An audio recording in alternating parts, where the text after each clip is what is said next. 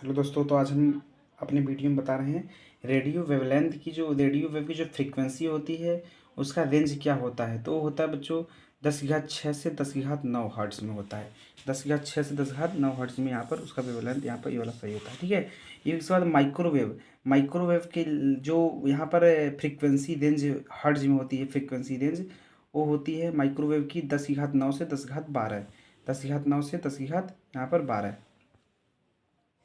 10⁻9 से 10⁻12। यहाँ पर देखिए ये वाला ऑप्शन यहाँ पर सही है। ठीक है। इसके बाद देखिए इंफ्रारेड रेडिएशन की जो फ्रीक्वेंसी रेंज होती है हर्ट्ज़ में, इंफ्रारेड रेडिएशन की वो होती है 3 × 10⁻12 से 3.7 × 10⁻14। यहाँ पर ये वाला ऑप्शन यहाँ पर सही हो जाएगा। ठीक है।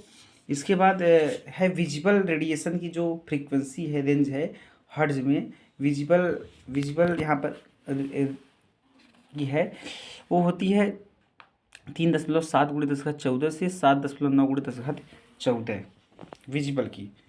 यहाँ पर ये वाला ऑप्शन सही हो जाएगा, ये वाला ऑप्शन। ठीक है।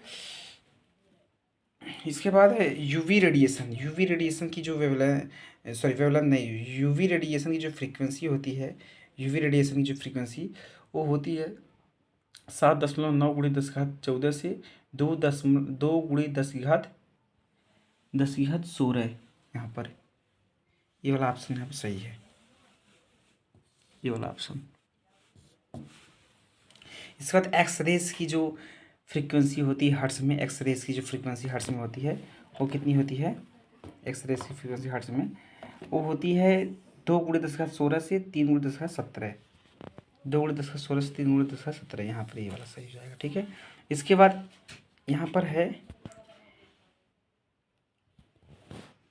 कॉस्मिक रेज की जो फ्रीक्वेंसी हर्ट्ज़ में होती है वो क्या होती है? कॉस्मिक रेज की जो फ्रीक्वेंसी हर्ट्ज़ में होती है वो क्या होती है?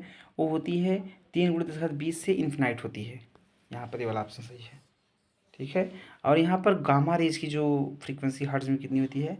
गामा रेज की वो होती है 3 × 10⁻17 से 3 × 10⁻20 हर्ट्ज़। यहाँ पर ये वाला ऑप्शन सही है, पहला वाला ऑप्शन ये वाला सही है। ठीक है। और एक्सरे का तो हो गया। ठीक है।